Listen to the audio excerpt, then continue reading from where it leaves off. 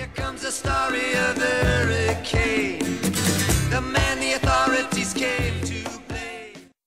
Bob Dylan, born Robert Allen Zimmerman, May 24, 1941, is an American singer, songwriter and musician.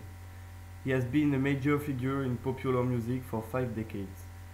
Much of his most celebrated work dates from the 60s, when he was at first an informal chronicler and later an apparently reluctant figurehead of social unrest. A number of his songs, such as Blowing in the Wind and The Times They Are Changing, became anthems for civil rights and anti-war movements. His early lyrics incorporated a variety of political, social and philosophical as well as literary influences. In January 1976, Desire, the Bob Dylan 17th studio album, is released by Columbia Records.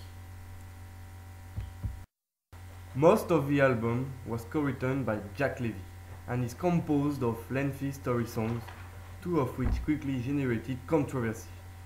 The over 11-minute-long Joey, which is seen as glorifying the violent gangster Crazy Joe Gallo, and Hurricane, the opening track that tells a passionate account of a murder case against boxer Robin Carter, whom the song asserts was framed.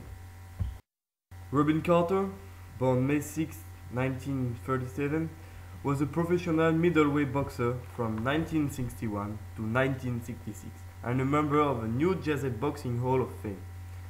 He was named the Hurricane. Dylan had been inspired to write it after reading Carter's autobiography, The 16th Round, which Carter had sent him because of his prior commitment to the civil rights struggle. To begin with, the first stanza stands as an introduction. We can hear, "Here comes the story of Hurricane." On June 17, 1966, at approximately 2:30 a.m., 2 men entered the Lafayette Bar and Grill in Paterson, New Jersey, and started shooting. Thunder, Jim Oliver, and a male customer, Jim Ropers, were killed instantly. A severely wounded female customer, Hazel Tanis, died almost a month later. A third customer, Willie Marines, survived the attack despite being shot in the head and losing sight in one eye.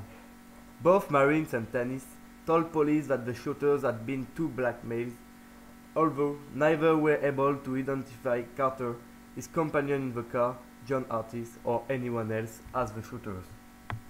Bob Dylan says, "Pistol shots ring out in the barroom night. Enter Patty Valentine from the upper hall."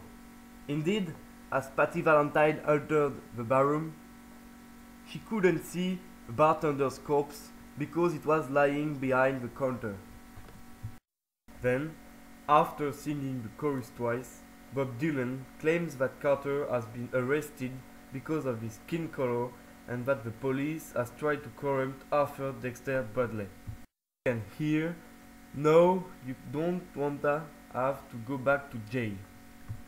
In the next stanza, Bob Dylan praises the boxer, saying, "Robin could take a man out with just 1 punch." But then we can hear, "But he never did like to talk about it all that much." Indeed, very early, Carter became a robber and he escaped from the reformatory in 1954 and joined the army. Then he discovered boxing in West Germany. Finally, in the last 3 stanzas, Bob Dylan denounces Carter's trial. The jury was only composed of white racist people and didn't just judge Carter properly. The DA said he was the one who did the deed, and the whole white jury agreed. When Bob Dylan wrote the song, the second trial with 2 Afro-Americans hadn't taken place yet. To conclude, Bob Dylan strongly defended Carter because he really thought he wasn't guilty. Indeed, Carter was released in February 1988. Bob Dylan made a song of this event, and Norman Jewison made a film, The Hurricane, with Denzel Washington in the Carter's role.